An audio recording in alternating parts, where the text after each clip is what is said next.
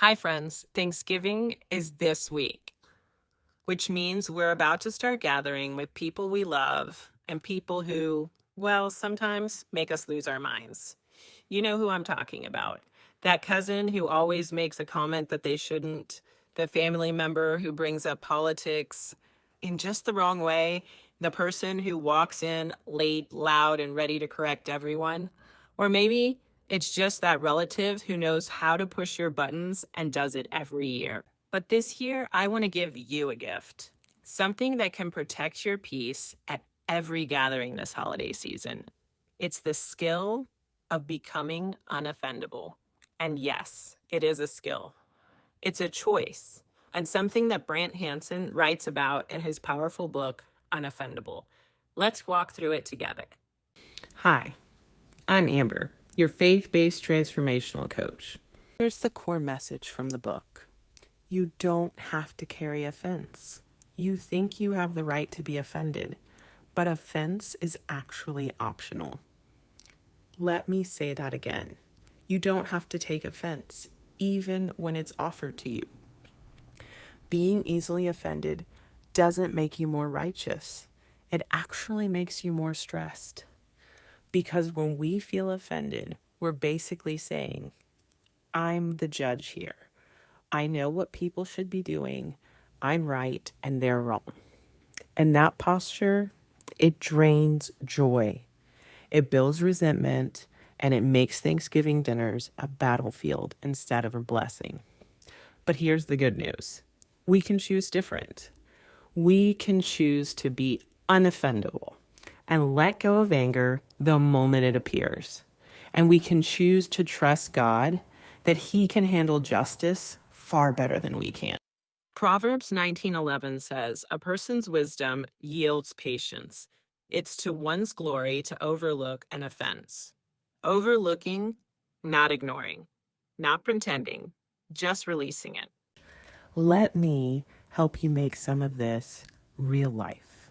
Imagine that you walk into Thanksgiving dinner and right away that one relative makes a comment about your job, your kids, your weight, your life choices, and inside you feel that spark of offense that tightens your chest, and your internal voice says to you, seriously, why would they say that?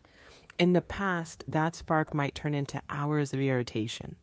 Maybe a cold shoulder, maybe a sarcastic reply, maybe even an argument. But this year, you try something different. You catch that spark. You say internally, I'm not going to pick that up. I'm going to let it go. Not because what they said was okay, but because you're choosing freedom over offense. You're choosing to trust God to deal with their hearts and yours.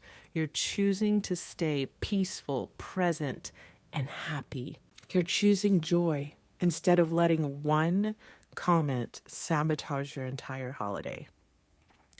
Being unoffendable is not weakness, it's strength. A strength that could even lead to compassion. What if instead of picking up offense, you chose to lean into curiosity?